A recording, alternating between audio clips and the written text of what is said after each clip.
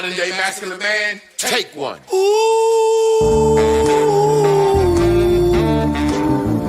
What makes a modern day masculine man? When you drink your liquor straight, a modern day masculine man. I pay all the bills and I tells my woman the truth. Got my shit together, do what I wanna do, say what I wanna say. I won't break you, are not me, and I am not you. I kept it real, so now I can do what I wanna do. Modern masculine man. Welcome to Man School. Welcome to the Modern Masculine Man Podcast, Mitch. Woo!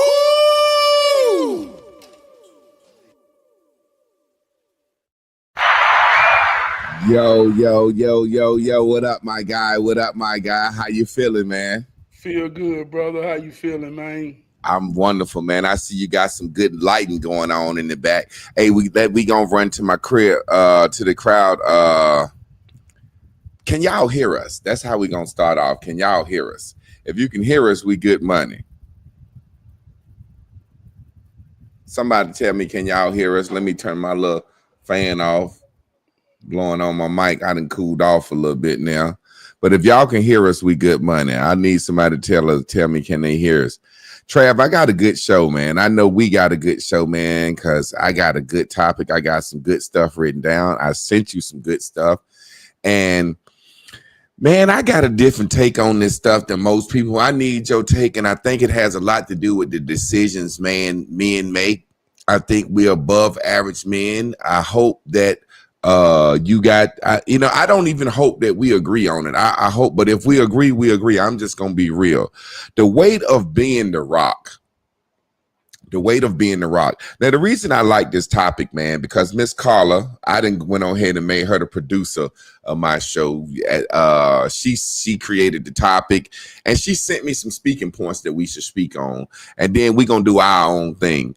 But how do you feel about that subject? Just hearing it up front, just when somebody's come to you and say, "Hey, Trav, the weight of being the rock, the emotional suppression in the brotherhood." What does that make you think? Like when you hear that, how does it make you feel? Is it something that you instantly say, man, I agree, or man, this is I'm gonna read the title again. The weight of being the rock, emotional suppression in the brotherhood. What comes to your mind when you first say that?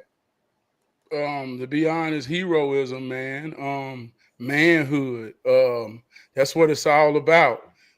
Just being ready, and you got to prove. It's always like you got to prove something. I feel the same way too, man. When I see it, we're gonna talk about this, and when I wanna read what she actually wrote, because I love how she wrote it. I'm gonna read her synopsis up, and this is not me. I'm not this great guy. That she wrote a great synopsis up. So I want to actually read her synopsis, and then we're going to talk about it. The weight of being the rock, emotional suppression in the brotherhood. In this powerful episode of Tough Talks with Two Black Men, we unpack the hidden costs of always being the rock. We explore emotional suppression has become a silent expectation in the male friendships, and why being the strong one often means suffering in silence. Now, we're going to discuss that first. I love how she said that. In this powerful episode of Tough Talks with Two Black Men, we unpack the hidden cost of always being the rock. Now, we know as a man that we always got to be the rock, and there's a hidden cost. Now, she said we explore how emotional suppression has become a silent expectation in males' friendships, and why being the strong one often means suffering in silence. Now, I love what she said, but my life is not like that. I got partners, and we actually call it the Cookout Crew. And it's so amazing because the Cookout Crew is a crew of brothers that I kick it with. And when I had my daughter's birthday party, it was just my family in the Cookout Crew.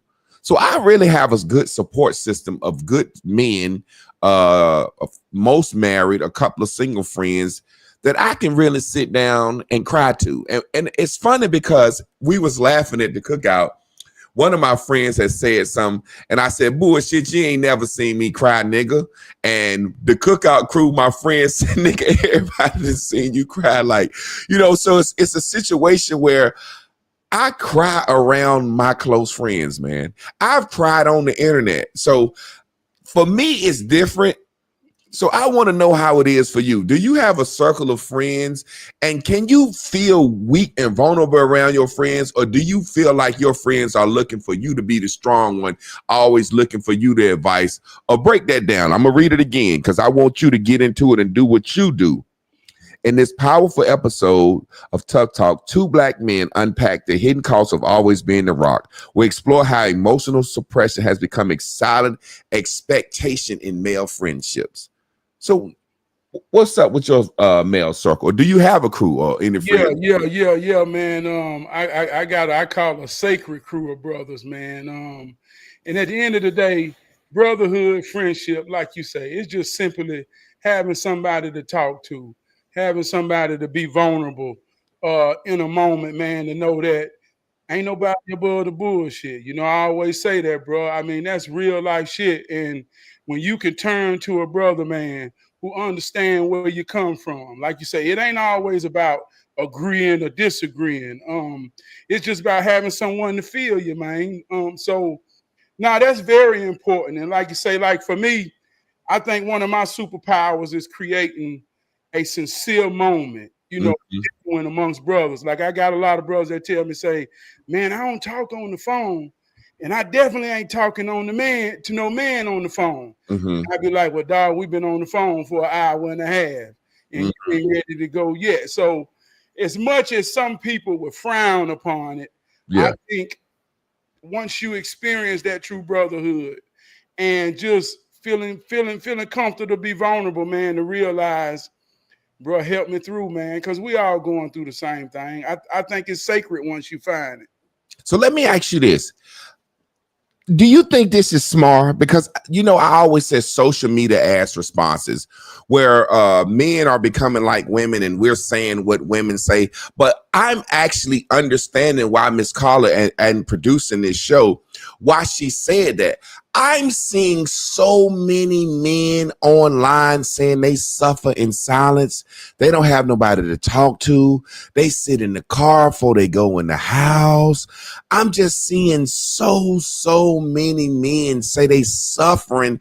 And I shared something today. I'm gonna see, can I find it, man? Because I want people to see it. And I don't want people to think that I'm being such a bad guy. Let me look for this, Trap. So go ahead and keep speaking on the subject. I want people to see this because I don't want people to think I'm a bad guy. But I was like, God damn, what are y'all men going through? What's going on with your life? Who are your friends? Who are your circle? What type of woman did you pick? Because I really believe a lot of this has to do with men picking women out of their league, men not picking women that respect and trust them. Because I want to find this. I want to find this so bad. I like to cry. I said, man, what are these guys going through? Well, you know, man, every day we all wake up and run the same play. I mean, especially when you're dealing with a woman. A woman is just like a car. And I'm using this analogy to say every car, man, has to have gas, oil in the motor, transmission fluid in the transmission. It's certain things that it requires to function in a certain type way. And a woman operates through her feelings. So when a man got a woman and he don't understand how it operates and how it works, and he get, you know, like you say, be going through some things, man, you'd be surprised how brotherhood can help another brother realize, man, you ain't going through shit. You just being a man dealing with a woman. Tune up the air. You got too much air going into her gas. That's why she putting and she won't accelerate. You see what I'm saying? And it's like when a man break that down and understand how gas work and air work and fuel work to make the power, it's like, dang, dog, I ain't never looked at it like that. And that's why I call my shit hero training, because when we break the play, I mean, we just going to run it, man. Ain't no guarantees. We might come back to the huddle with our glasses off, head twisted, man. That shit ain't work, dog. But Mm-hmm. it's about having a sacred huddle to just talk it out, man, and figure out how it works. Man, you are so right, man, because what I'm starting to see, and I don't want to go against the topic, and a lot of these men are saying they can't talk to their woman. And I feel like, like we said, when me and my wife were talking about being the catch in a relationship. And I remember I think I had asked you that question. It's a situation where if your woman really like you and you really like her, I promise you, and this is a hand to God statement. There's nothing that I could tell my cookout crew friends that I couldn't tell my wife, unless it was some old freaky shit that I done snuck off with a chick somewhere. And I could tell my wife that, but I just wouldn't tell her that. You know what I'm saying? Yeah. But the point I'm making is my wife actually thinks she's a part of the cookout crew. That's how much they love my wife. And they come to my wife and ask for her questions about marriage and relationships, the married ones, and even bring their wives to talk to my wife. And the single ones or the ones with girlfriends, they ask my wife questions. So what I'm trying to figure out is, how are you with a woman, or how do you have male friends that you feel like you can't talk to? I've never experienced that. Like, I'm trying to understand what's going on. Is this just a phenomenon that's just smart social media ass talk? Or are men really suffering like this, man? I want to ask you a question. And this we're going to caveat, but get back to her. Do your wife work? Yeah. Okay. Being the provider as a man, has that been like a great, huge burden on you? Or speak on that, just like the burden of being the provider. How do you feel about that? How long you been married? It'll be 17 years, May 31st. We was together 9 years before we lived together 9 years before we got married. Been knowing her since elementary. So y'all got damn near 30 years together. Yeah. So tell me, for the past 30 years, has it been this big stress or pressure, or how have you felt about having the responsibility of being a provider for your family, although your wife works? You know what I'm saying? Break down how y'all do that, if you don't mind. You follow the example you saw or not. For me, like we talked about last episode, I watched my father and my mother. So my ego wants to be a better version of my father. Mm-hmm. It's certain principles of life that I learned. Like, initially, when I bought my home, I bought it as a single young man at 21. So I got out and experienced life for myself. And my daddy always told me that you build your foundation as a man. And that don't got to look no certain way or not. But like I say, it's certain qualities and principles of manhood that's just a universal fact. So for me, I bought my home and my mentality was, I'm going to always stand on a platform that I can control. No matter what life come at me, as a man, I can stand. So just simply saying, I knew I wasn't going to pay so much before a mortgage. No matter how much money I make, I knew whatever life bring at me, I'm going to be able to get out in my own health and will to survive. So that's the ego of a man. Every man got ego. Yeah. I think now we demonize ego. We make ego a bad thing. He an egotistic type guy, but you have to see yourself. It's what you need. It's literally what you need to believe in yourself. Yeah. So what you need. Me driving to not fit in the stereotype that the world has casted on a black man, me having an ego to prove that I can love my wife, I can raise my children. Basically, in me, it's all about having something to prove. And sometimes I can get out of balance with that. Some people tell me, man, you always trying to prove something. Man, you ain't got to prove nothing to nobody. It's because the world want to prove that we ain't. The world want to prove that we can't. So just simply for me, it's just a positive, balanced ego driving to prove that my family can depend on me. And I can't say that it's no type of way to just say it's a template. It's just waking up with the intentions every day, bro. So let me ask you this, man. So in understanding that, because for me, I'm gonna just say it because you answered the question, but you didn't answer it like I wanted you to answer. That's for lack of it. But I got your point. If a nigga got a home that bought a house at 21, you've been a hard working nigga since you was 18, 19, fresh out of high school. Yeah. Like had it in your mind, I'm gonna work hard, save my money. You know what I'm saying? And like you said, no matter what you can afford, you're gonna only have a certain amount of mortgage. So what I'm hearing is the pressure of being a man is just being a man to me. Being a man at the end of the day. What's the alternative? Exactly. So my point is, maybe because we have wives that work and have always worked, it's been different for us. I'm trying to figure out what it is because I've always been the type of guy that says, take my money and pay the bills with them and put your money in savings for us. The reason I was like that, because that's how my grandfather was. So I really never know if we struggling. I really don't. And maybe that's how my situation set up. When it comes to bills, if that's, like I said, if it's not too personal, because I'm trying to understand, where is this fucking big ass pressure coming from? Am I not being a full man because I don't feel this big pressure? Do I have help from my wife? Did I put the responsibility of writing the checks in her hand? What is it that's stopping me from walking around, not being able to walk in my house when I get home for this pressure of being the provider? I'm trying to understand in your situation, because you just didn't make it seem like there was this big pressure. So it's just being a goddamn man. I'm trying to figure out. So let me ask you this. And like I said, if I ever ask anything too personal, just let me know.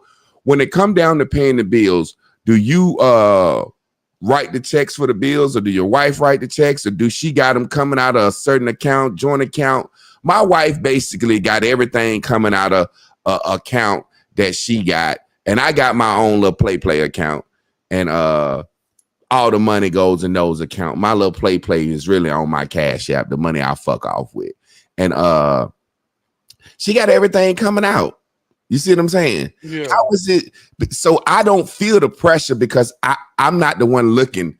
But my wife never come to me and say, hey, we getting light. You know what I'm saying? So how do y'all do that? Or do you feel the pressure? That's what I'm trying to understand. Yeah, I feel the pressure. First and foremost, I'm gonna be vulnerable enough to say that my biggest fear is failure. Mm-hmm. I live heroism. I call it hero training, because being able to be depended on means everything to me.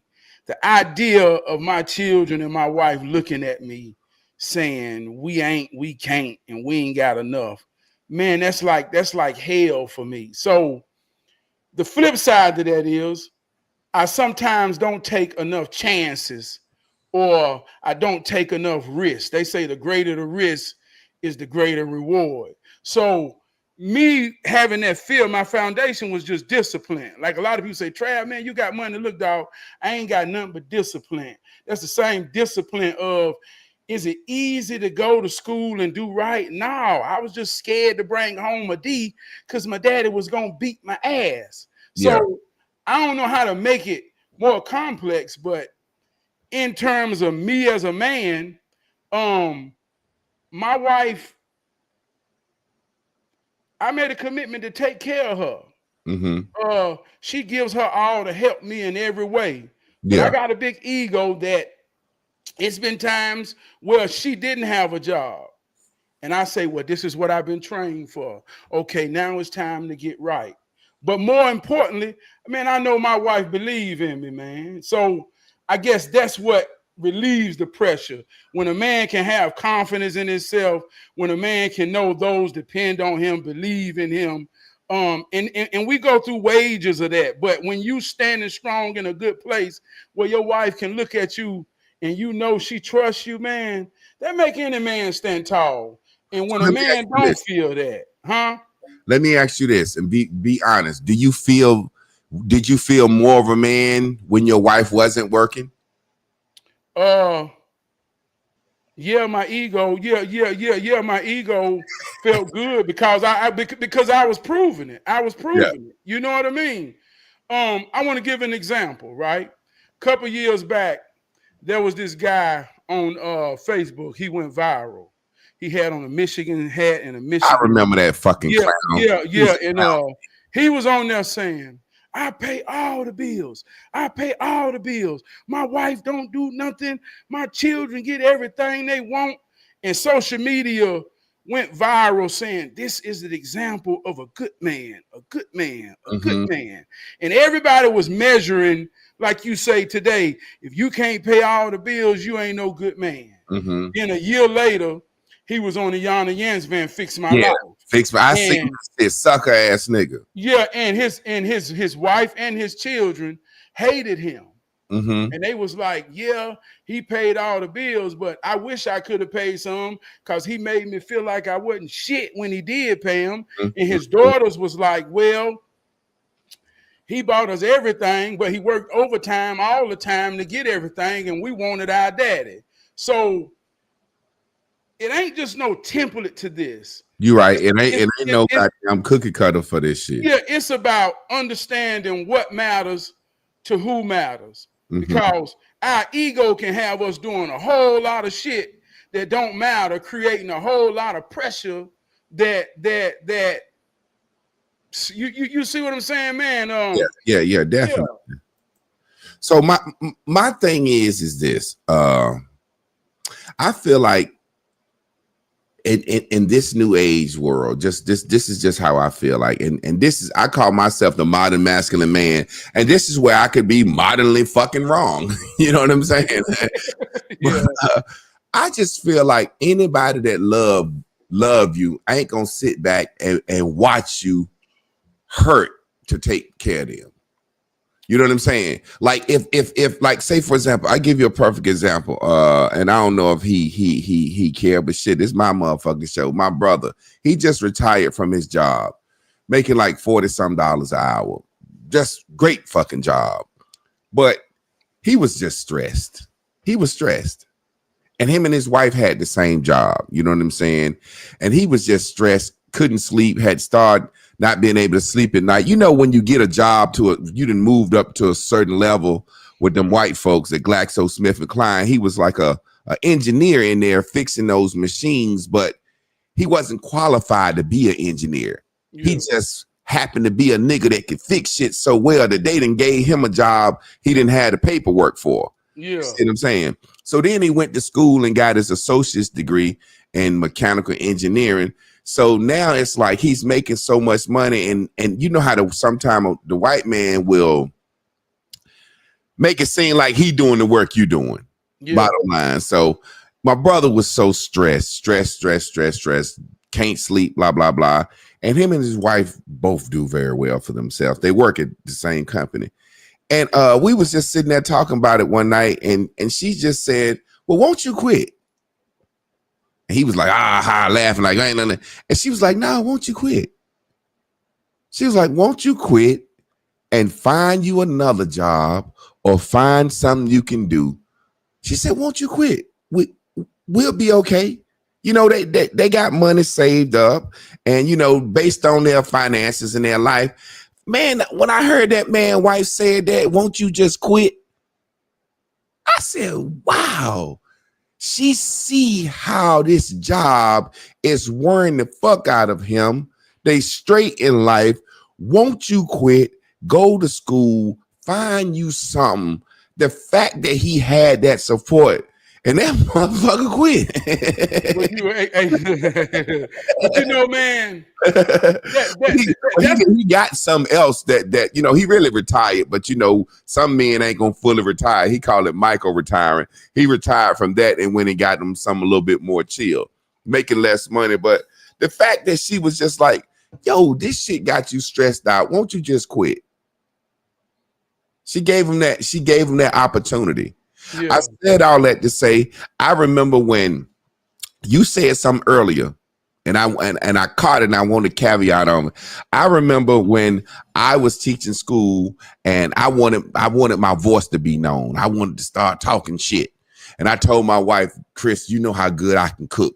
If I just start cooking, talking my shit, we'll blow. And I'll be able to take care of us with food and da-da-da. And my wife was like, well, just quit. You know, sell plates, motherfucker. I know how good you can cook. I believe in you. And it was funny because her clients used to eat so much of my food that my first customers was all her clients. You said something earlier. You said that foundation that you want to stand on so strong make you, I don't forgot the word you said, but like fearful or make you not. Like, are you, was you saying in some way, form, or fashion that there have been some type of business you may want to start, or hopes and dreams, or something that you may have wanted to do for yourself, but that drive to say, I ain't gonna be no broke motherfucker, I got to pay these bills, has held you back? It seemed like that's what I heard you say earlier. Yeah. And going into the story of your brother and yourself, my wife has told me all the same things. Like you say, I truly believe we got a mirror spirit. We're attracted to be here as brothers, speaking from two different perspectives, but we both the same kind. So yeah. Like, I got a lot of gifts, man, that my wife have told me. I come home from work, well, why don't you just quit? And it rings a bell in my soul. And I had to go stand in the mirror in the bathroom and do my mirror work that really ask myself, man, do you really believe in yourself? Because if your woman supports you like that, what more you want? But it's that ego and it's that consciousness. Like I told you, my ego wants to just say, fuck it, I'm finna go be the honorable TRAB P. I cook also. And you know, but on the real side, I'm a daddy and a husband at the end of the day. Yeah. No matter how stressful my day be, man, I can come home and watch my children walk through the house without a care in the world, in a life that they appreciate. Yeah. It's like, you know what I mean, man? So yeah, that ego get tricky. You see what I'm saying? Because I know it's about self, but it's a balance of everything, you know. So let me ask you this. Do you ever have thoughts at times to where you say, how old is your youngest child? 14. So do you ever have these little, because as men, we be having these little visions and plans in our head because we want to split the difference. And I guess that's some of the pressure of being the provider come from, like having a hope, having a dream, might want to go back to school, might want to start your own business, but shit, might want to goddamn get your guitar and go sing, or like you said, be the honorable TRAB P, which is, to me, is just a nigga standing in front of the goddamn banister, the sign, talking your shit. Yeah. So do you ever have like these little secret plans in your head? Once my daughter go off to college, then I'm gonna quit and then I'm gonna do my shit, or you know what I'm saying? Ever feel like you putting yourself on hold for the whole mission of the whole family? Well, you know, like I say, what matters, you got to understand what matters to who matters. So before, and I talked about this last week, before I was a father, you know, I was TRAB P. I had just opened up one of my biggest shows at the time in 2008. Me and Boosie done the show together. So I was on that level. But in my soul, I wanted to be a father more than anything. Yeah. So in the turmoil of my life, well, it's like, man, shit about to happen. I'm finna go all the way. Like I told you, my wife got pregnant. So it was like my soul really wanted to be a father. Yeah. So I chose to be a father every day. I still know I'm raw. I still know I can say this on the top of the tallest building in the world.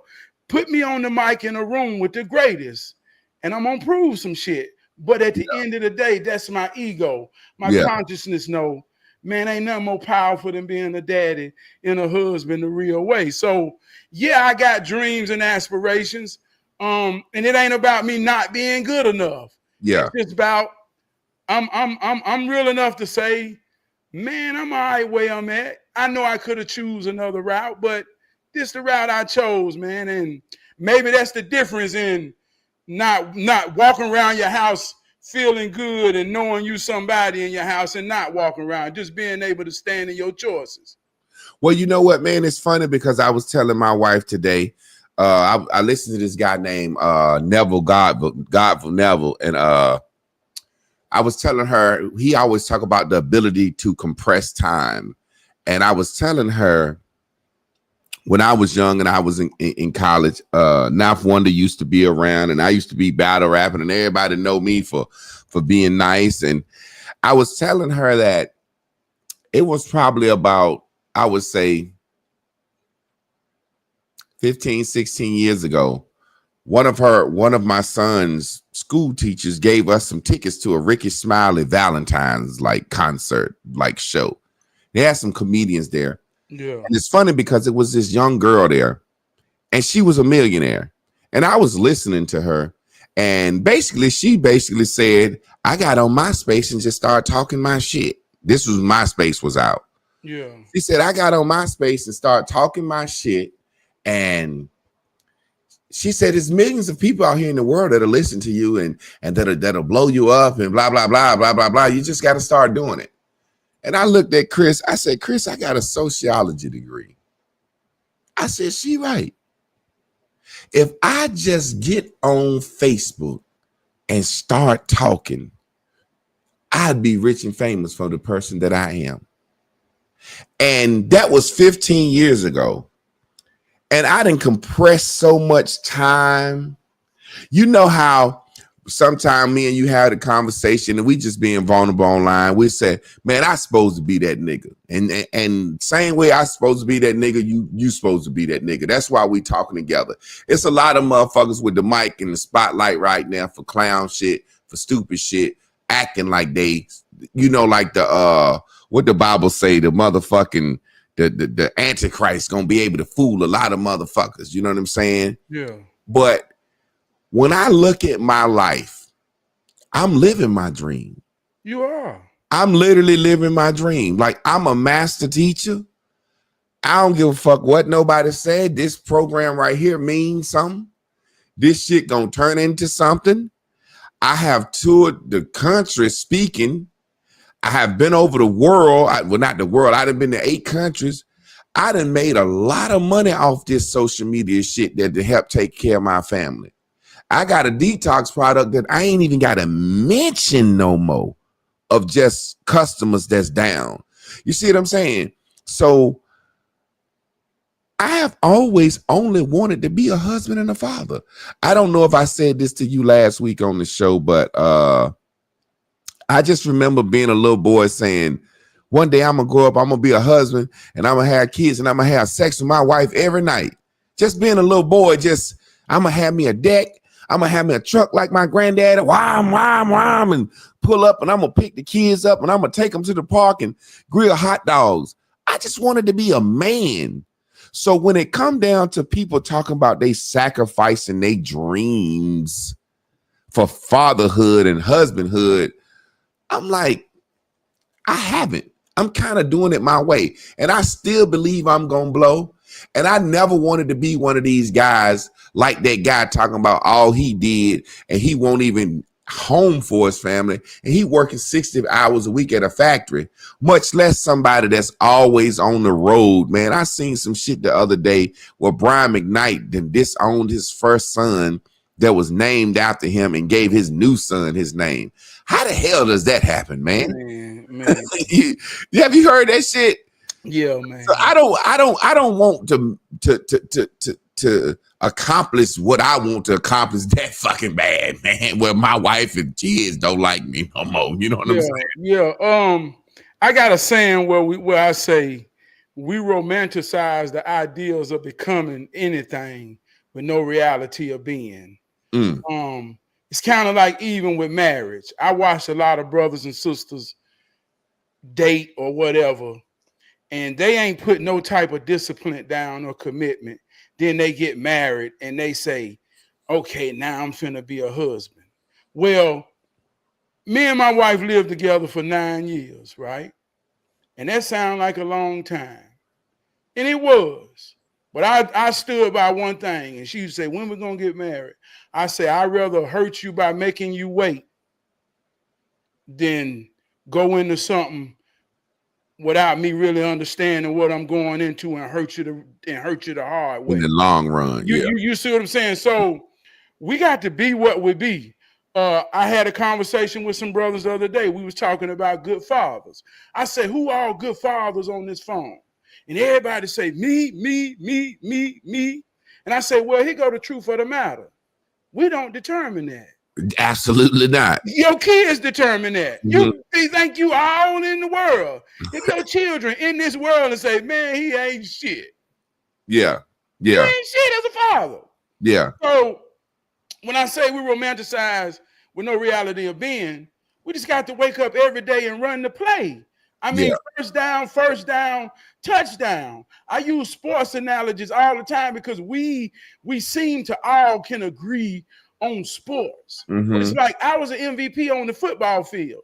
I ran the same drills. I went through the same practice. I did everything my teammates done. But something magical happened under the lights.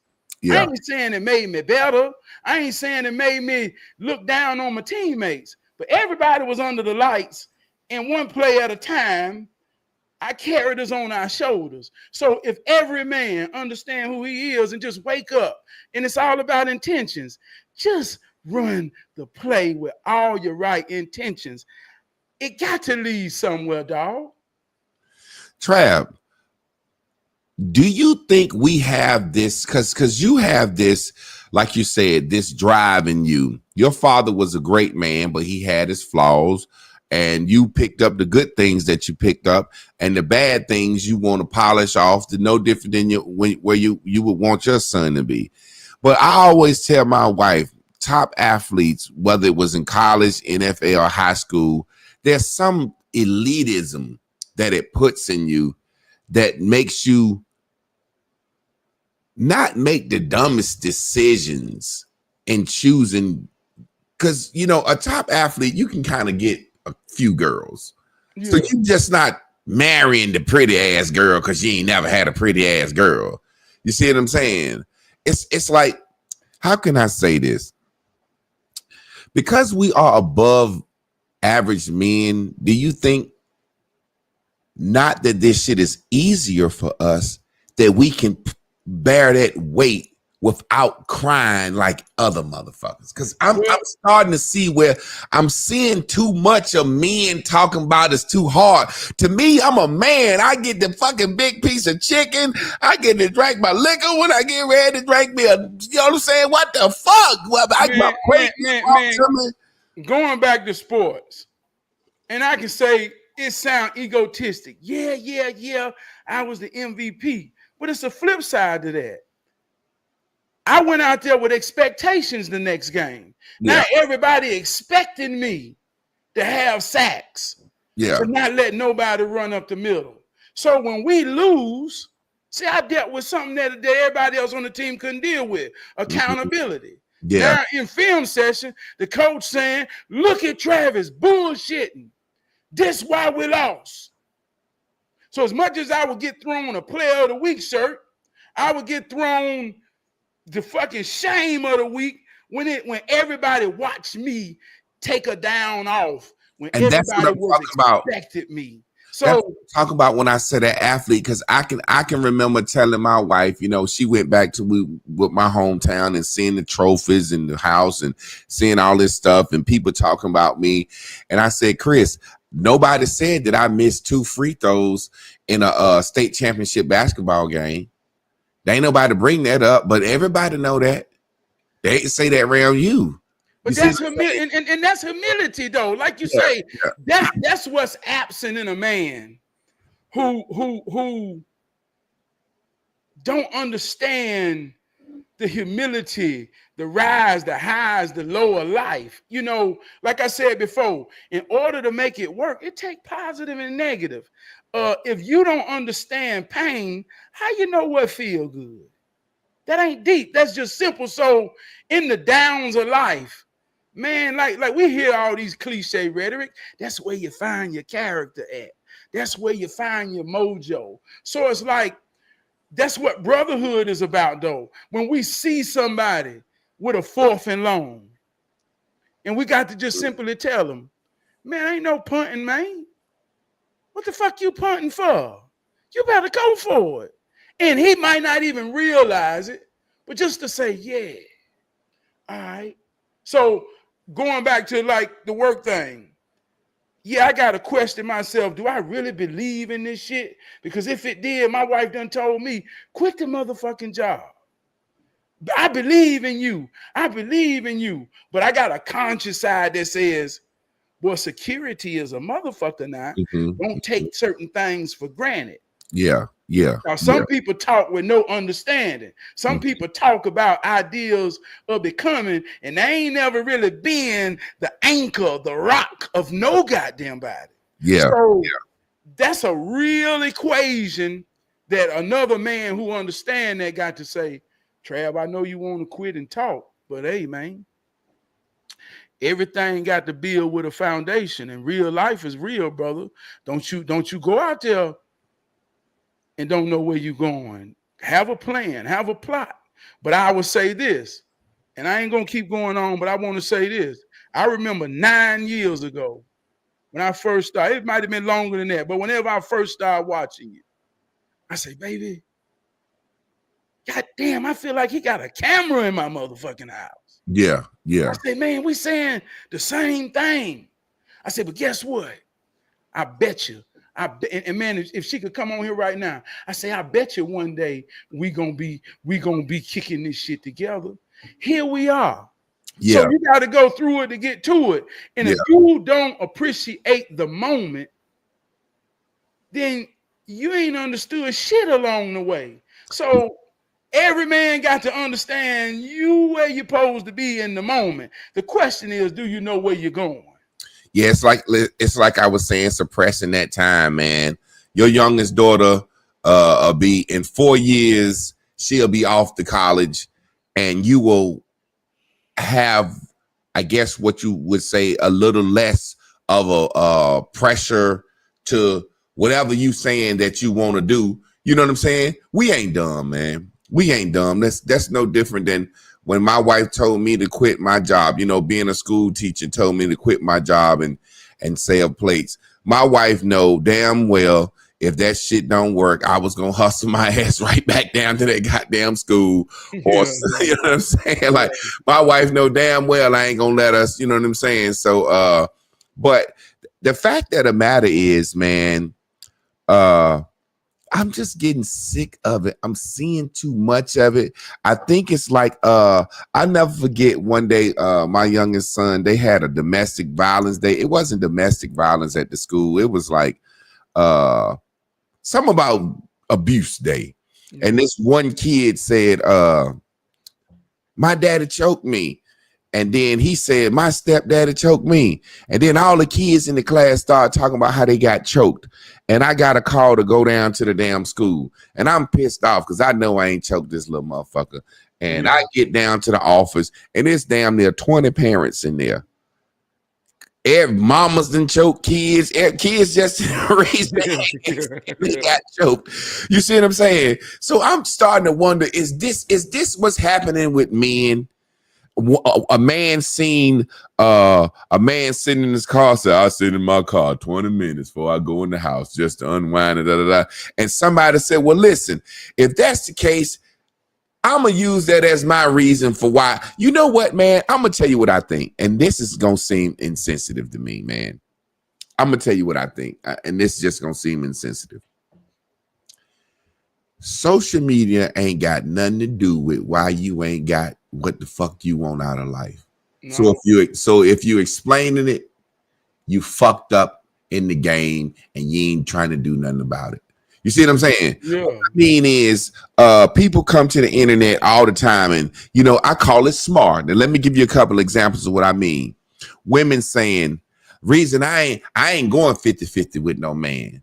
That's just something for you to say as why we see you without a man. You know what I'm saying? I told a sister the other day, she said, talking to her, and I do little one-on-ones, and she, and she come to me on how to be a better woman to get a man. Get mad in the session and said, well, everybody don't want to be married. I said, well, that's a new thing women say. I said, but you've been with a man 10 years that wouldn't marry and then pushed out 3 kids for him. So you already been married. What the fuck are you talking about? So what I'm saying is, I think what's happening is men aren't chasing their dreams. Men aren't doing the things that they want to do. They can't show off like they want to show off. So they come to social media and say, man, it's so hard being a man. I ain't got nobody to talk to. My wife don't listen to me. I ain't got no friends. My suicide rate is up. Am I being insensitive, or what do you think? Just based? No, you ain't. No, you ain't being insensitive. And I think that has to be made a point. It's almost like we normalize mediocrity now to the point where anything, I ain't even gonna call it extraordinary, just slightly above average, we deem that as, like you say, toxic masculinity, ego. Now, I mean, any man who's simply confident in this day and time, we demonify that. But when it comes to men amongst men, right? I worked amongst men growing up, a lot of older men. Yeah. And I understood this out of high school. I remember working with men who owned corner stores, owned big homes, had them put children through college, had them did everything. I'm talking about the model men that we wanted to be like. Yeah. And as I got to know these men, I started to say, like, God damn, this motherfucker damn near retarded. This motherfucker can't read. These motherfuckers dumb. Yeah. But it taught me something. It taught me that a man is as real as his reason. Nothing gives a man more of a reason than a woman. I watched these men make $100,000 and ain't never saw a check. They just knew for their woman, they knew how to come and work hard as hell, and they trusted her to make him be something, have something, look like he knows something. And he did. They were powerful men. So I think in today's time, women don't understand their power as a reason. Mm-hmm. If you got a man, and I'm gonna say this, I don't care what the man is. If you got a man that truly, sincerely love you and respect you, I promise you, he'll do whatever he got to do for you to feel that. Now, if you don't want that, or you don't believe in that man to put the expectations of what you want, then and it's real shit, dog. Y'all ain't got shit because you don't want shit. Bottom line. Because a man that loves a woman, and like we always talk about submitting, when a woman really submits to a man, he'll give her the world. She got control. Yeah. Her submission is the thing that makes him want to do even more. It's like to say, I want to prove, like, to me, I'm gonna tell you one of the reasons I decided in my older age to have a child. You know, I had raised 2 boys, but they weren't biologically mine. You know what I'm saying? In my heart of hearts and soul of soul, I was like, well, husband is one thing, but father is another thing.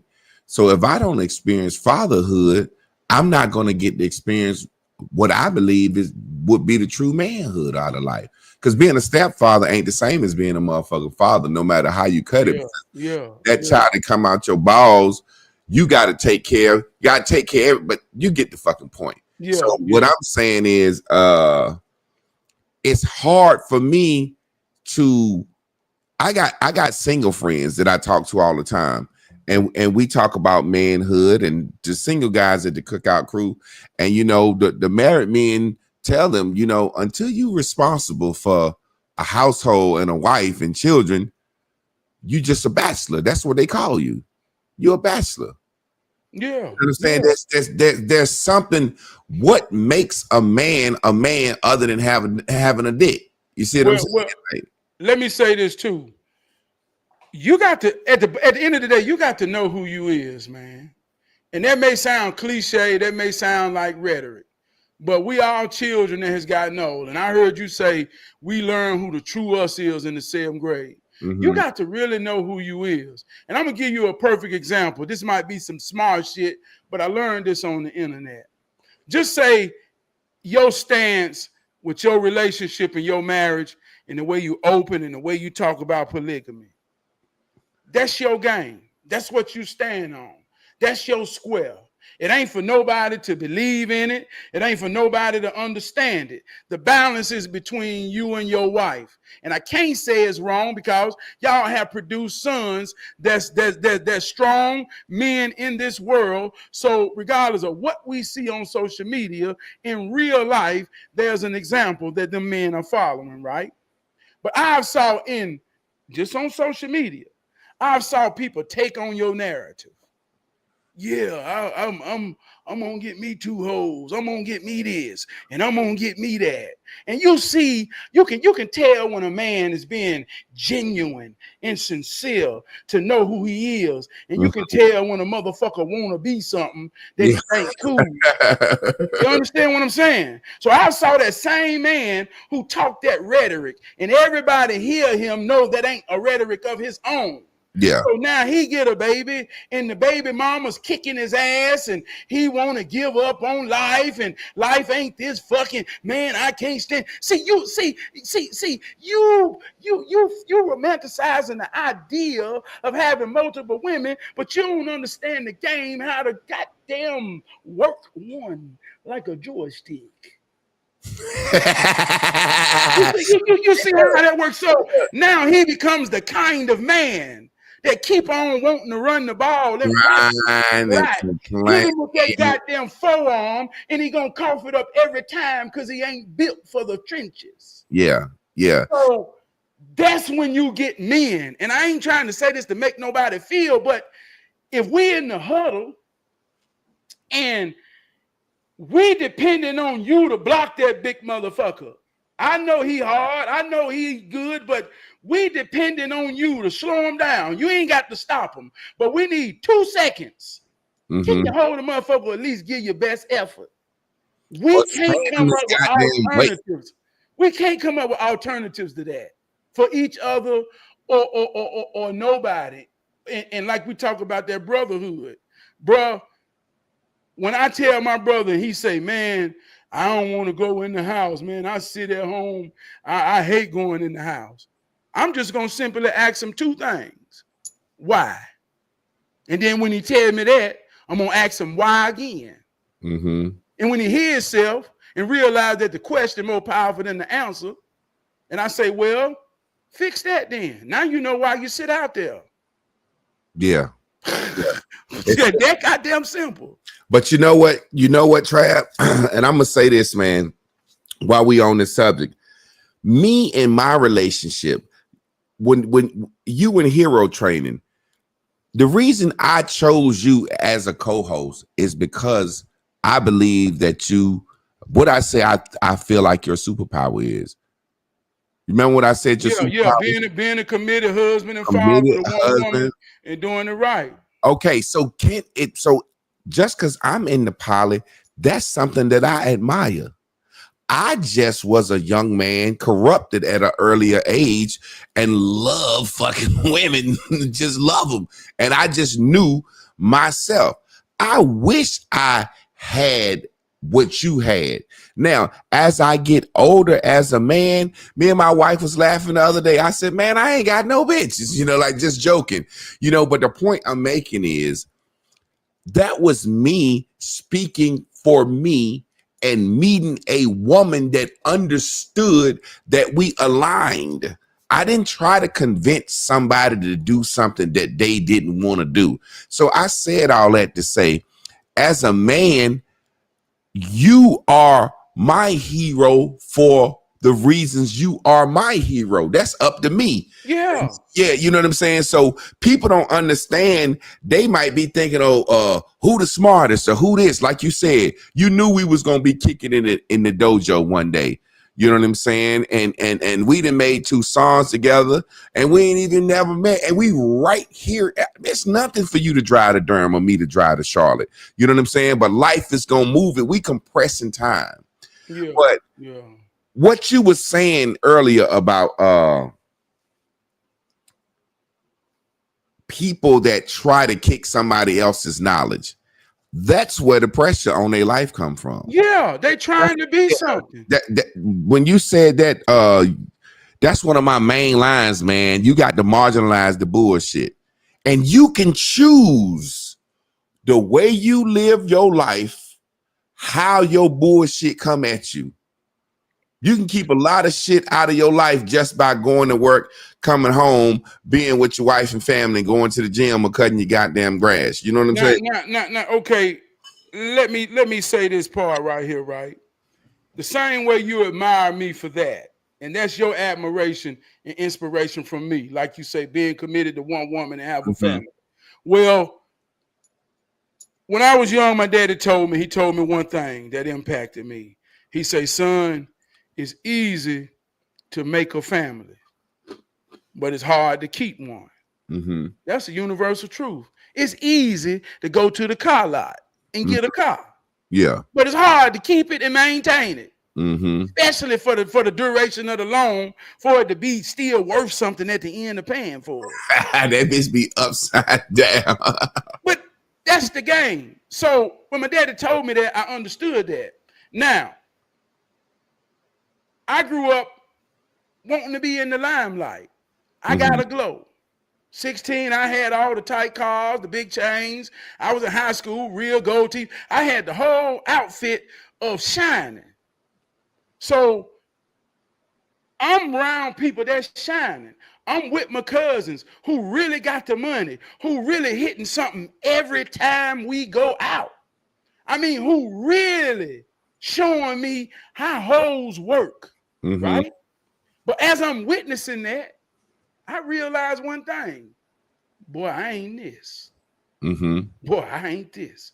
And I remember my cousin, man, he had this one lady. I call her a lady because he would always hit club hopping hoes and shit like that. But he had this one particular lady that blew my mind because I couldn't understand why she liked this hood thug motherfucker, right?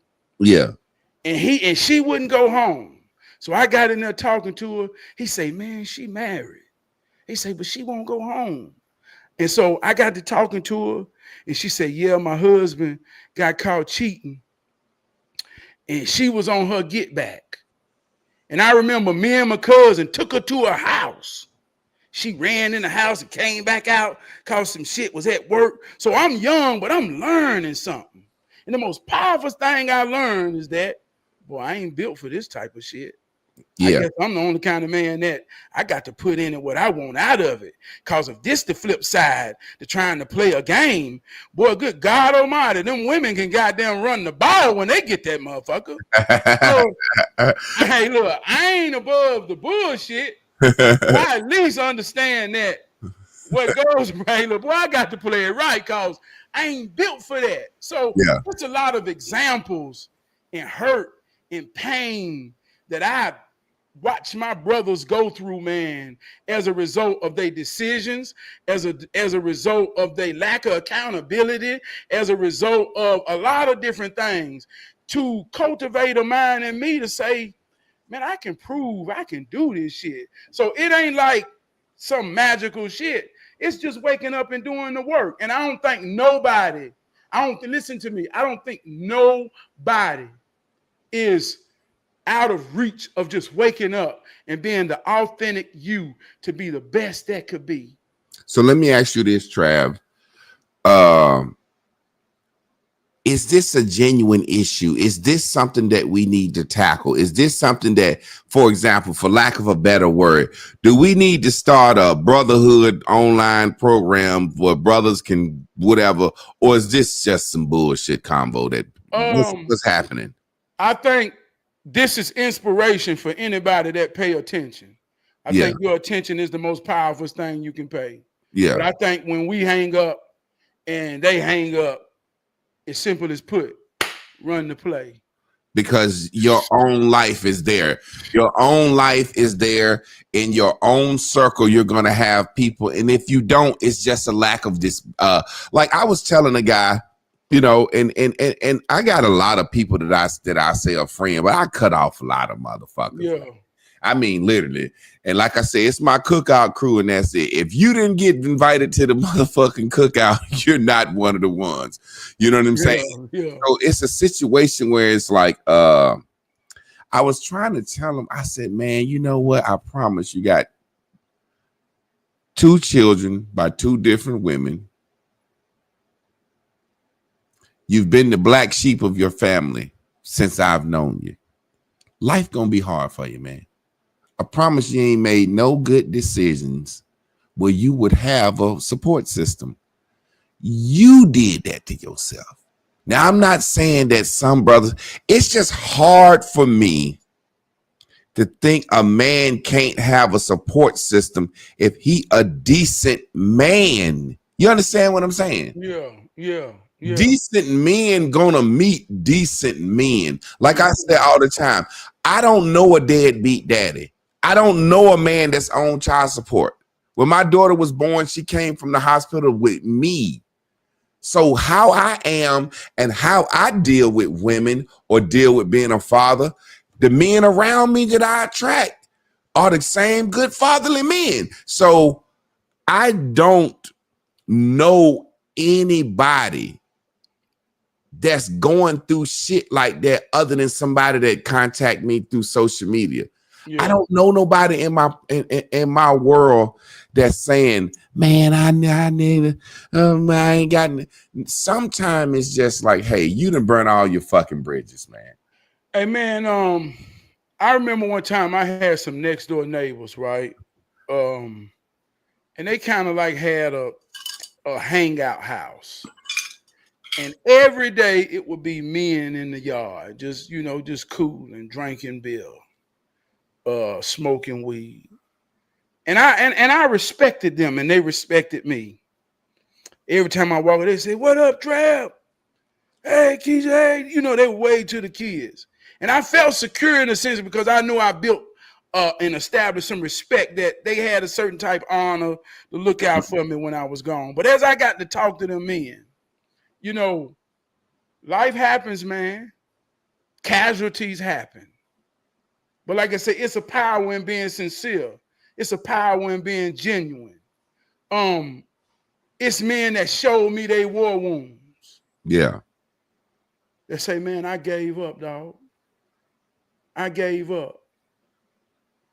And when they show you that war wound, that's them being vulnerable enough to say, feel my wound, bro, because I believe in you. And I think you reaching the point where I got broke.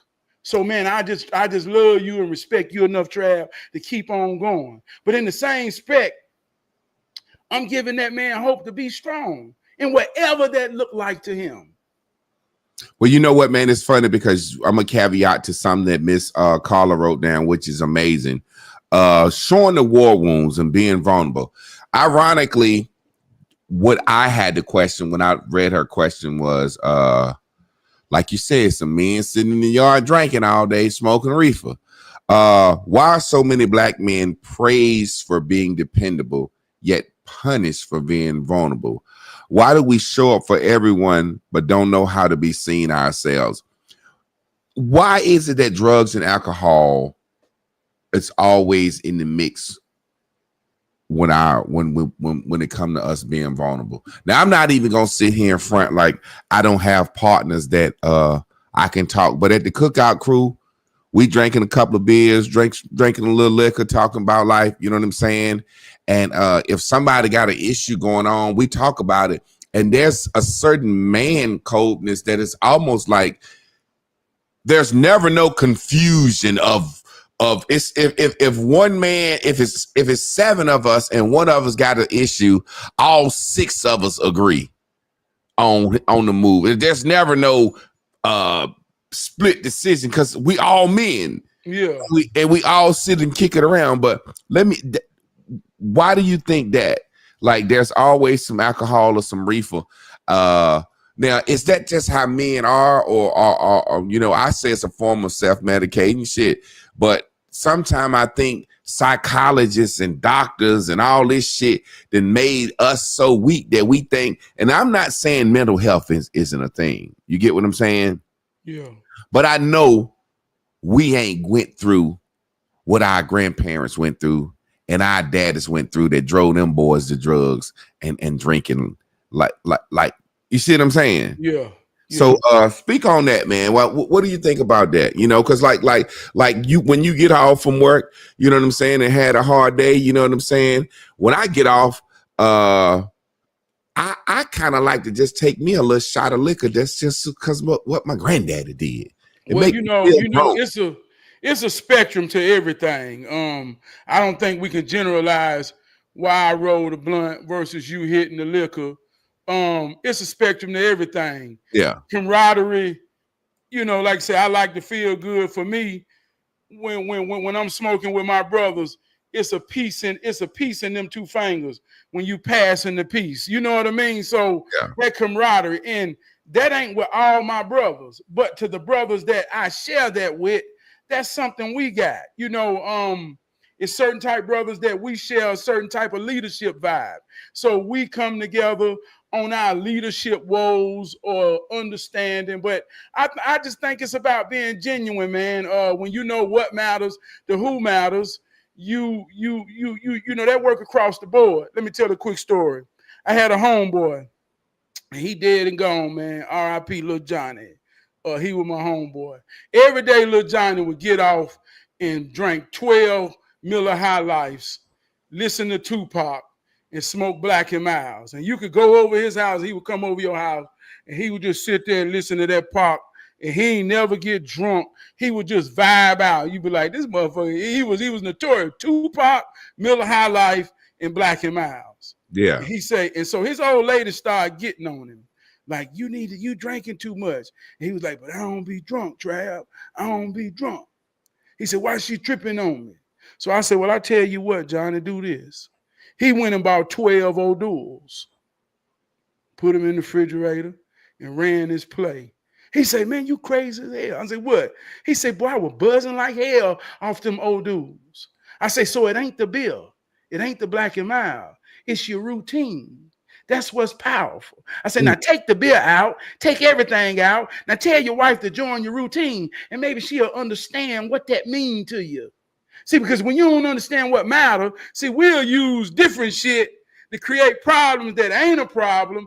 And that's why you can't get that sacred fellowship and brotherhood, because it be him over there who only over there because he know he come smoke weed.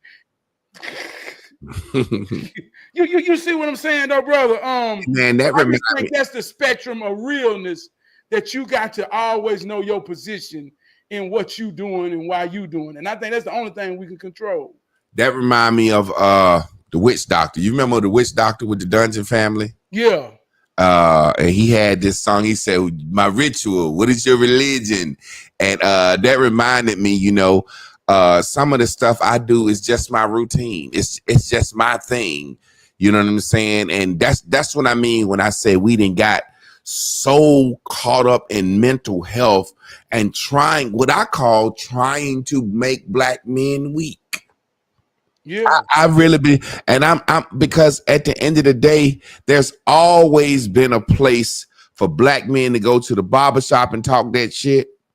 In real life, what I mean, Black men get off work, go to happy hour.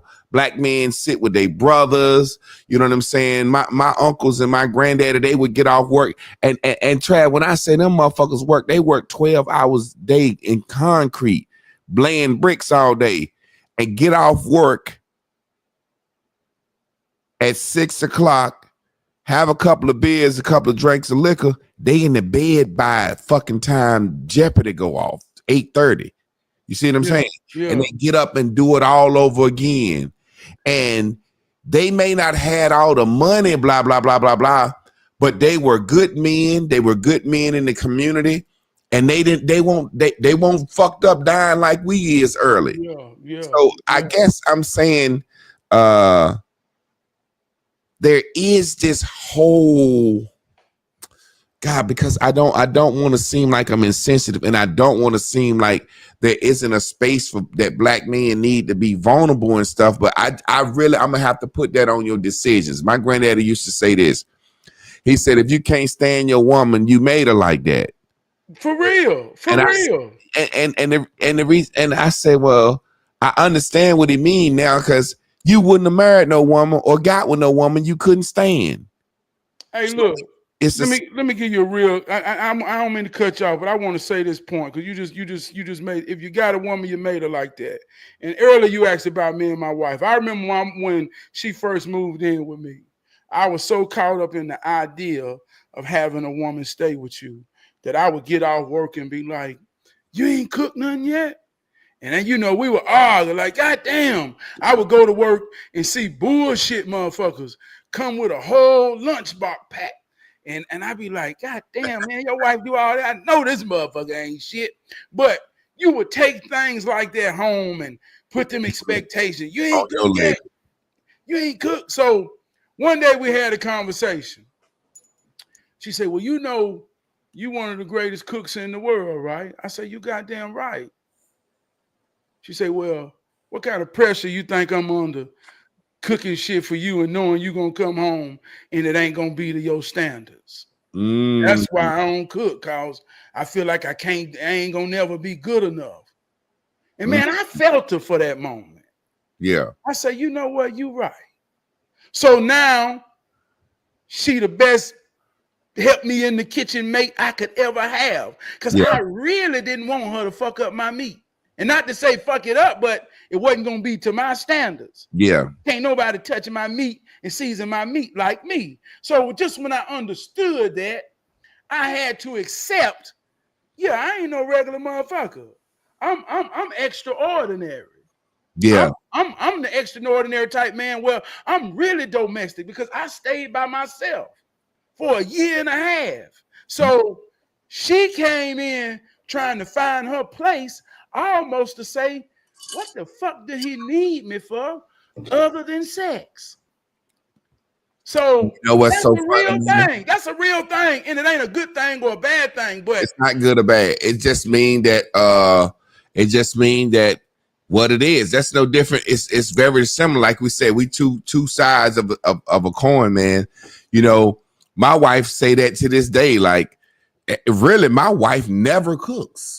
Because the funny thing, I'm gonna be honest. When I met my wife, she could cook, just not as well as me. So to this day, I do all the cooking. You know why? Because it's something that she loves that I can do. You see what I'm saying? And for me, as a man, and my wife I told her from day one, I grew up in a house with a single mother who we had to fucking iron our clothes. We had to wash the baseboards on Saturday. You know what I'm saying? Like extreme clean. Like, we poor, goddamn it, but we ain't gonna be dirty. So I used to always tell my wife, like, I really don't need you for nothing but sex. You know what I'm saying? Like that. And we used to laugh, but it's a situation where I don't like, because I do all the cooking, two things I ain't gonna do. I ain't gonna mop no floor and I ain't gonna fold no clothes. Come on, dog. Come on. I ain't gonna mop no floor and that's something that she does. And just when I get to smelling that Fabulosa on them floors, or when I come home and I open my drawers and I don't wear nothing but black shirts, and all them goddamn black shirts folded up, all my socks folded up, man, I cook for you every day. You do that for me. And that's a little exchange we have. And people try to put everything in this box. So the funny thing is, because she don't cook, she really don't do no grocery shopping. Come on. And because she don't cook, I clean the kitchen mostly. However, when I cook such elaborate, like you said, helpmate. She'll come in the kitchen and clean the kitchen for me, because I always say, well, if I'm cooking, if I have me a little taste and I don't wash the dishes, if you want me to cook tomorrow, I ain't coming into no dirty kitchen to cook. So when I wake up, the kitchen is perfectly clean. So I'm saying all this to say, man, my granddaddy said, if you can't stand your woman, you made her like that, because you wouldn't have married her like that. Now, the point I'm making is this. This is what I'm trying to say. If you coming home, sitting in your goddamn yard, I ain't even finished the point for me. Show me. No, go. My bad, man.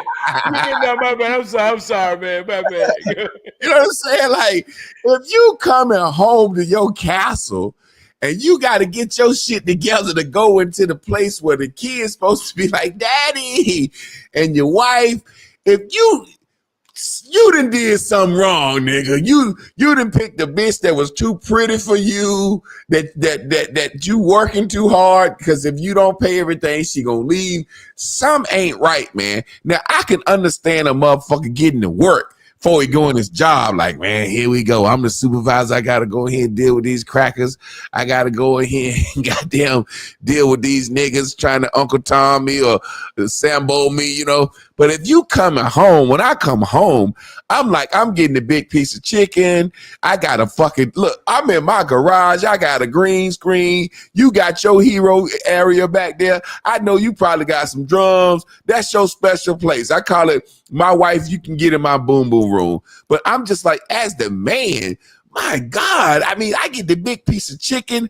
I get to drink out the goddamn Kool-Aid jug and can't nobody say nothing to me. So I leave my shoes in front of the door, and every time my wife said, move them shoes, I say, all right, I got it, and I'll do this shit again tomorrow, you know? Yeah. What's the problem, G? Well, I got a saying where I say, a home with no peace is the cage of a beast. Yeah. We know what a beast do in the cage. He want to break out. So every time somebody call your home and ask your baby where your daddy, your baby say he gone. Simple as that, man.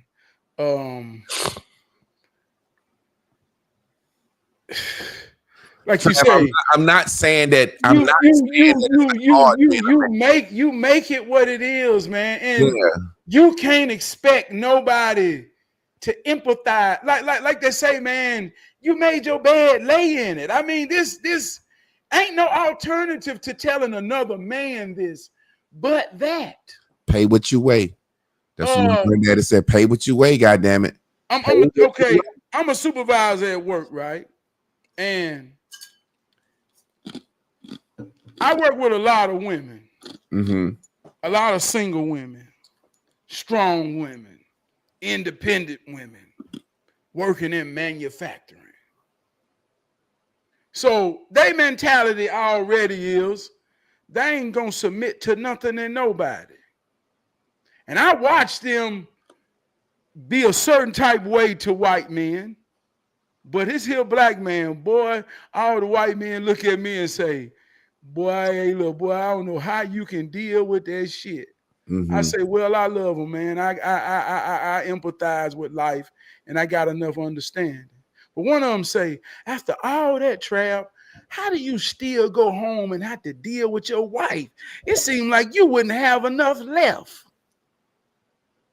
I said, well, I ain't got no choice. I got to have enough left. So for me, my ritual, I get in that bathroom, and it ain't sounding like nothing deep. I got to go in that bathroom, stand in that mirror, shower, shit, do everything I got to do to purify myself to come out and be a father and a husband.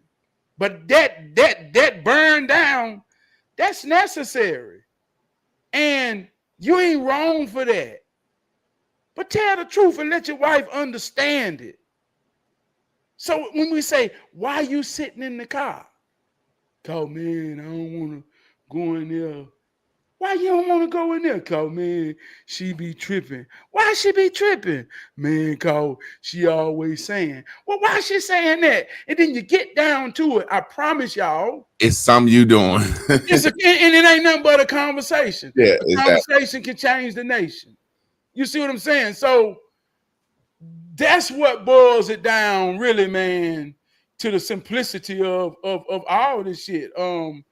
Every moment, man, you got to be real and stand on it. And that ain't good or bad or right or wrong. Like I say, if I stand on it to say, man, I'm gonna go home and I'm gonna say this and I'm gonna put my foot down. And we all know anytime you take your emotions out of something or anytime you take pressure out of something, it's always, yeah, I'm gonna do it, I'm gonna say it, I'm gonna say it, I'm gonna say it. But soon as you get in the game, boy, that shit don't come out right because we trying to stop the inevitable, being misunderstood through her emotions. But you ain't gonna never get around it till you go through it. Learn your woman. You know how she want to feel. You know what make her feel good. And if you don't, think about it. And then, you know, man, it's just like I said, I keep going back to the old adage, you know what I'm saying? If you can't be happy in your home, if you ain't got no partners, you know, I see, and I see this in a lot of women, whether you believe it or not. I think women really be feeling like they see, Trav, let me tell you something. Women will always try to manipulate men into being women and thinking like they think. Come on, man. And thinking weak. Let me tell you something, man. The way these women want us to feel is really how they feel. Because I'm going to tell you something. Women can't stand each other. And women are envious of each other. They're the ones that don't got nobody to talk to. Come on. They acting like we fucked up. They're the ones that's fucked up. And that's something I want to say. And Miss Carla, I know you produced a wonderful show. And like she said, as always could be a spin. But women are the one that's fucked up. Everything that's on this motherfucking list right here, that's how women feel. That's not how men feel. Because men that are decent men have people they can talk to. Men that are decent men have good women that they can talk to. If you're the type of man that can't talk to your woman, remember that guy we said on the event, I paid all this, I paid all that, and can't nobody stand him because you want a decent man. You thinking that paying shit can make everybody do what you say and not listen at nobody. That whole not being able to be vulnerable.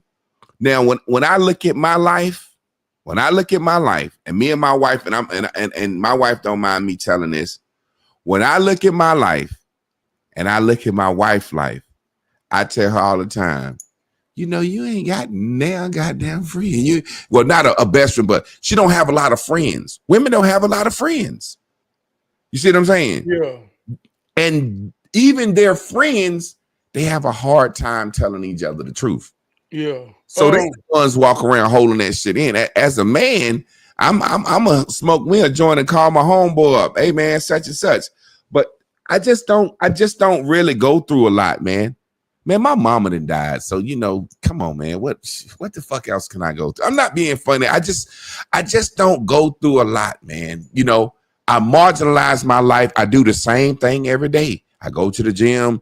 I come home, take me a nap. Man, when my wife come home with my daughter, I'm standing at the door.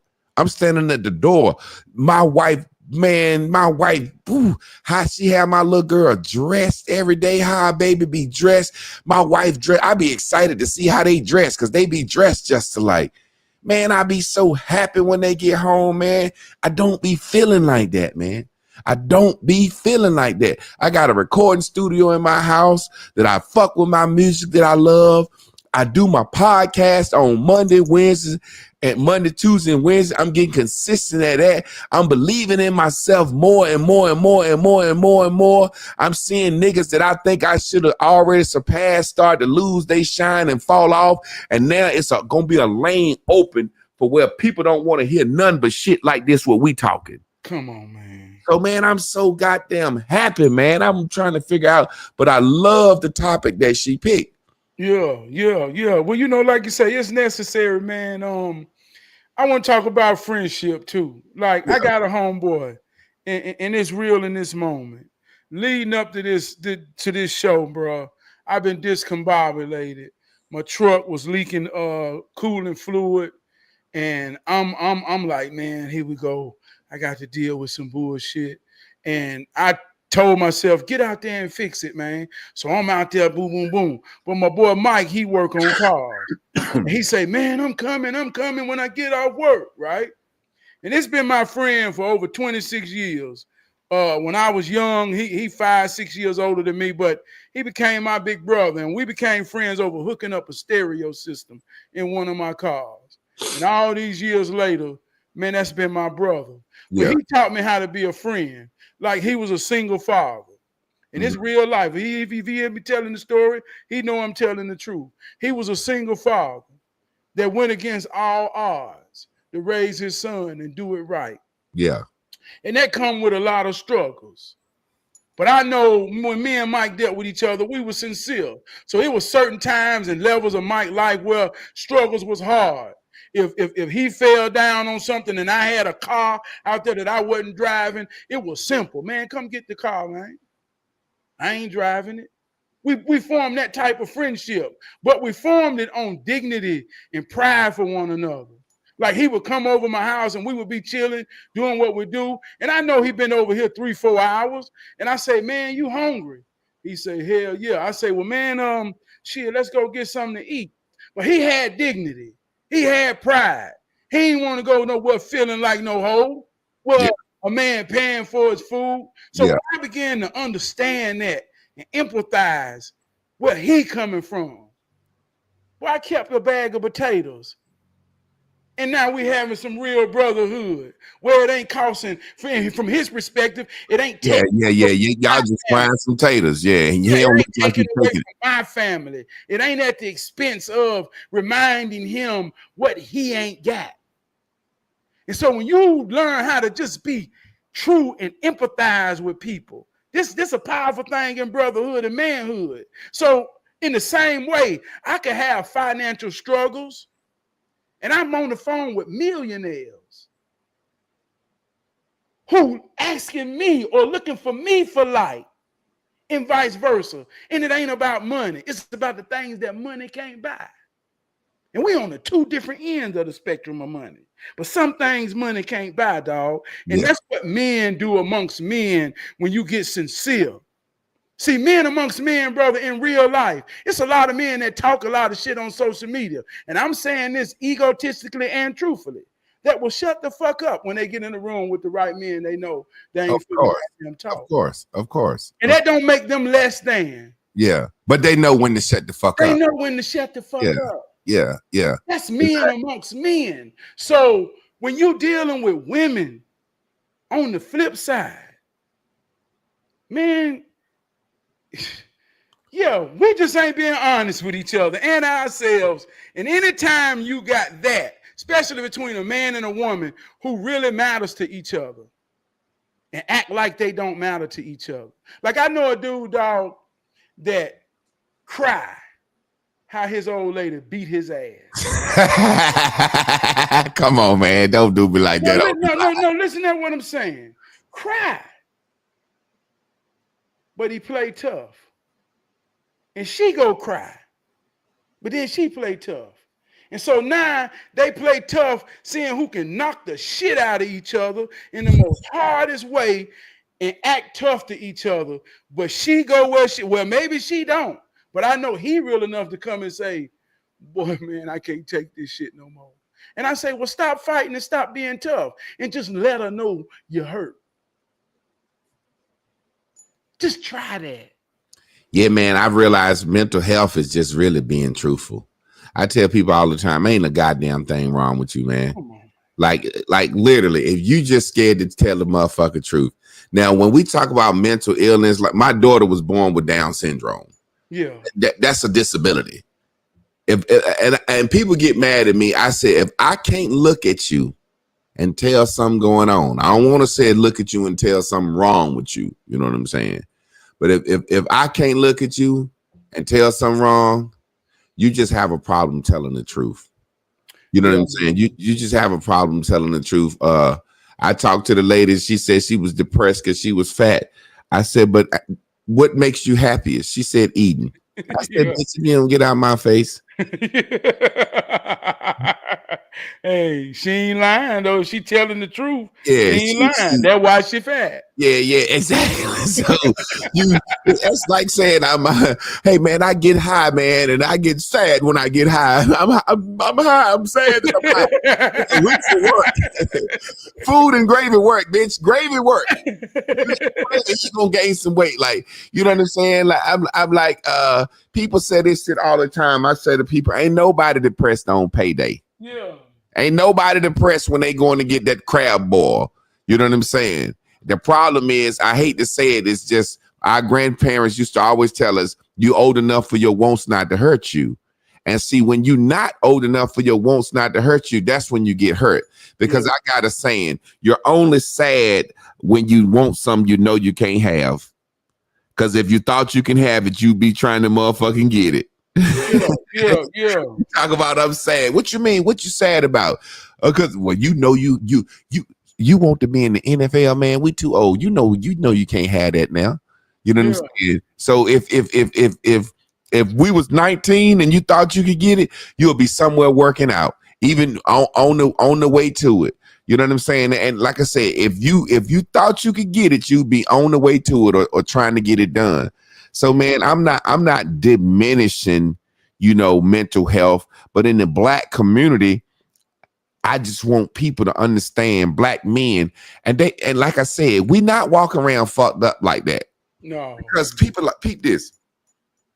If we the number one fathers, number one handlers of our children, we doing all right. We not walking around fucked up like this. No, man. No. You got a lot of excuse makers. Now, in this new generation of what they call the YNs, the young brothers, a lot of them gonna be fucked up like that, making those excuses because they don't have no foundation. Yeah. But we not walking around fucked up like that, man.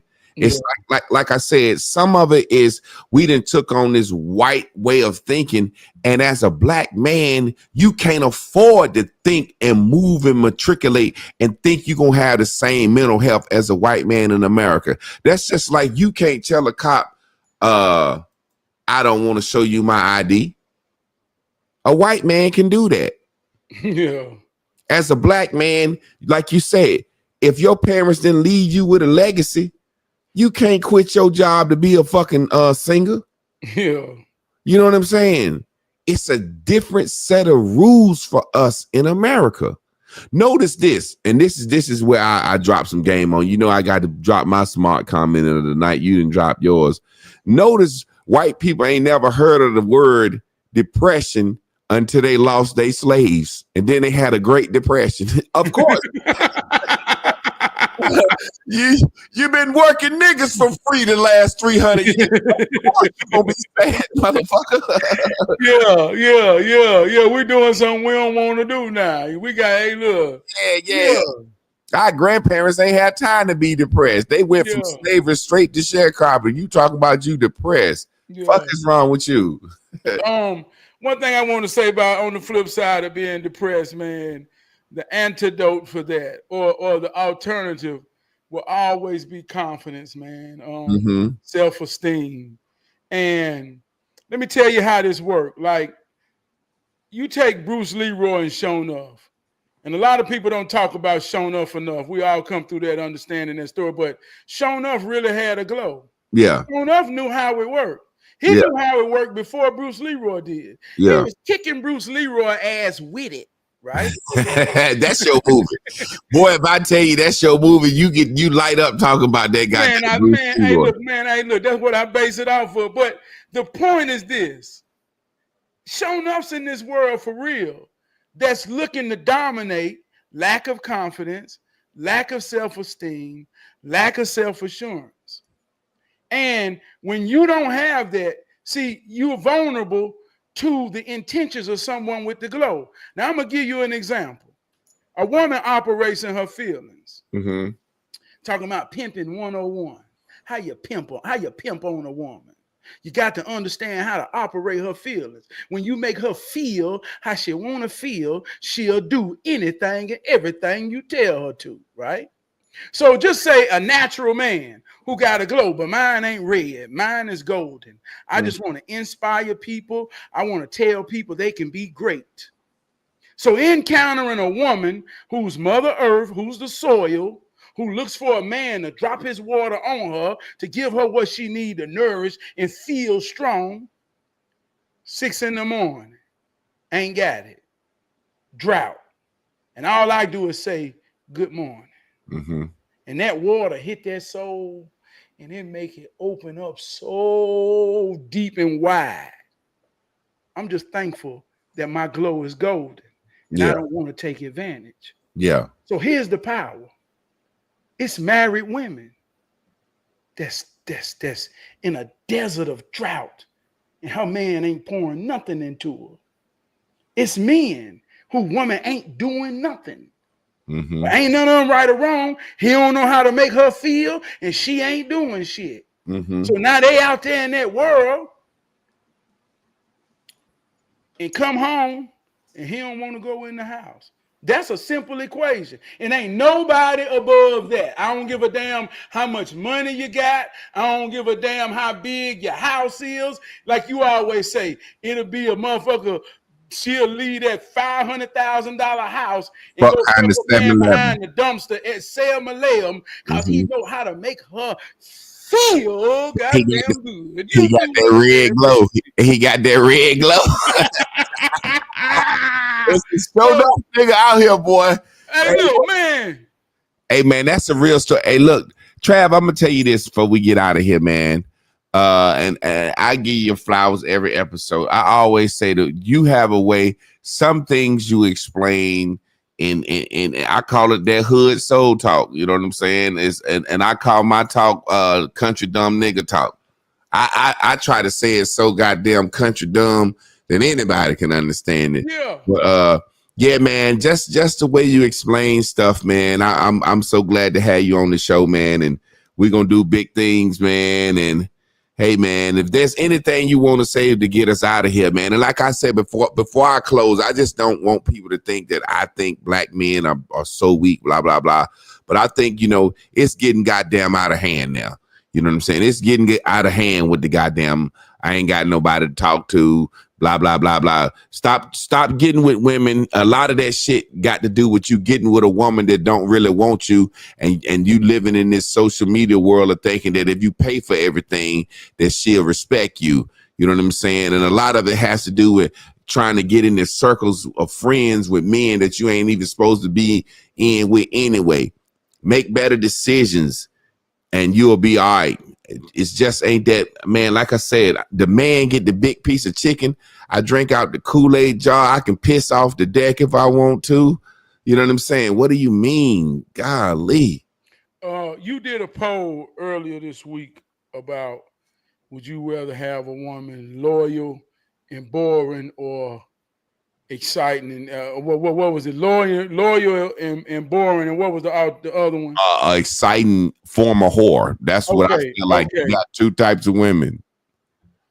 So, and that was just me fucking off. no, but that was a powerful point. And the point in that was, if you really like each other, it really ain't too much expectations other than just being with each other in the moment. Yeah. When you really like somebody, they are enough. Yeah. No different in brotherhood. If I really like a brother, regardless of what he got or don't got, man, I'm finna go pick him up. And he ain't got to have a damn thing. I just need him to be him while he with me. Whether he a fool, crazy, or what the fuck ever. He all right. And look, that's so funny, ironically, because I got a partner like that. And he messaging me on Facebook right now. And it's funny, that might be the universe, because my wife know this guy right here.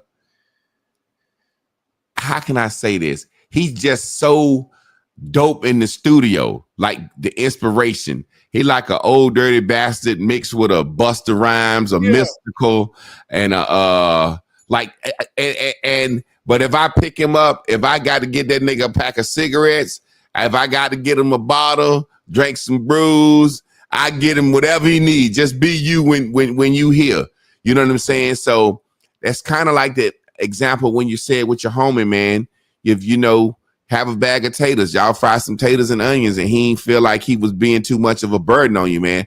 That was such a super example, man. The bottom line is we as men got to know how to just be, man, you said it, shit. If the man feel bad about you taking him to goddamn Shoney's or Western Sizzler, say, hey man, I got some noodles in there, man. Shit, I like to hook them bitches up with a little spam or something. You know what I'm saying? Yeah. It's man, you know what I tell my wife, and my wife learned, and she say to me all the time, she said, baby, you taught me just how to be a human. She said, you taught me how to be a good human. Just look at some shit and see the need to fix it and just choose to. It's like standing behind somebody in the grocery store and they $5 short, and you got it. You got it. Yeah. And you might be ashamed or scared that they gonna say, no, I'm fine. But you got it. Just offer it. Just offer it. It's just that simple to me, man. Yeah, if don't nobody take nothing away from what I'm saying tonight, understand this. It's a power in knowing what matters to who matters. And there's a power in simplicity. Before I had kids, I had a lot of money saved up. But traveling abroad wasn't in style 18 years ago. Yeah. Don't nobody give a damn about going nowhere like that. Yeah. So at that time, man, all I needed was a good movie, some Kool-Aid, some good smoke, and my woman. Yeah. And man, we was on cloud 9. Exactly. But now traveling abroad done got popular. Do shit. And everybody start hanging their value on the trending things, right? Yeah. So your woman, it's a lot of shit your woman might want to do now. Yeah, and she ain't wrong. Like you. If she don't like you, if she like you, y'all good. But if she don't like you, ooh boy, you got to compete with a lot of shit that you can. So I understood what mattered to her, right? Now she ain't wrong. She want to push the time and say, well, baby, I want to go somewhere. We getting influence, and certain people come in and out of our life, and they going somewhere, and they finally feel like they got a one up to say, man, we going over here, we going over there, and they putting a certain type pressure on you, right? Yeah. Damn, when we gonna go somewhere? And I say, well, baby, when we gonna go for real. I ain't going on no bullshit, and I ain't sacrificing what's real to go do some bullshit, right? Yeah. So watch this. So certain people we know went abroad and they come back. But like I say, it's a powerful thing in brotherhood and camaraderie. Man, when I got over there, man, we ain't even fuck, we ain't touch, we ain't do nothing. God damn, well, what the fuck you went for? But the pictures show one thing. Yeah. The image show one thing. Man, when I got back, man, my motherfucking... So, don't get caught up in doing some shit that don't matter, because that's what lead to your ass sitting in that goddamn car and her saying, I wish somebody called. I wish any goddamn body called me to come pick them up right now. Doing a whole lot of shit that don't matter. And it's just that simple. I promise you there's power in simplicity. Mm-hmm. And your attention is the most powerful thing you can pay. Pay some attention to who matters in your house. And you'd be surprised how easy it is to love them. That's all the fuck you wanted? Yeah. Exactly. I ain't have to go all the way over the seas. I just got tired of fucking in the bedroom. I wanted to fuck in some new walls. You mean to tell me we could have went across the town? You see what I'm saying, man? And not to say it's nothing wrong with going anywhere. Yeah. But know why you do it. But put it like this before we get out of here. I got to say my little joke on the end of that. I know damn well you mad laying in the bed, can't get no pussy, and you cross the world and you done paid $3,000-$4,000 and you can't get no pussy, and you could have did the same thing at the damn hotel Hallmark up the street. So it's simply because y'all don't like each other. But check this out. That's what I was about to say. When you don't like each other. But guess what? That's what people don't realize. How many marriages is still together with people that's struggling to like each other, cause that man could come over there and tell you, man, I ain't even get the fuck on that trip. And you said, man, well, blah, blah, blah. And he understood. If he didn't get ready, if he couldn't express that to you, he might go home and look at her and goddamn knock upside the goddamn head. Yeah, but that conversation gonna have some accountability in it too, because I'm gonna ask him why. Exactly. You see what? And the question more powerful than the answer. What the fuck happened, dog? And you be surprised. We got to arguing on the plane and out of the, you know how that shit goes. Man. Yeah, man. So yeah, conversation wins the nation, bro. It's another one down, TRAB, man. Y'all stay tuned in, tapped in, turned on. Make sure y'all check out TRAB P's YouTube, his Facebook this Thursday. He said 9 something. I'm gonna tell him, man, get that shit on time so we can know. Because I can tune in. If I don't get the shit at 9, you know what I'm saying? I'm like, if I look at 9 and that motherfucker ain't up, I'm smoking chilling or something. You been to send me the shit later the next night or some shit, or send it to me. And for some reason, when you send it to me in the messenger, I can't share it. It's something you got on. Yeah. Do you be on StreamYard? No, I just do it from Facebook Live. Okay. It's some when you send in the message that make you can't share it until the live is over. But y'all tune in to TRAB, man. Y'all stay tuned in, tapped in, turned on. We love y'all. Peace.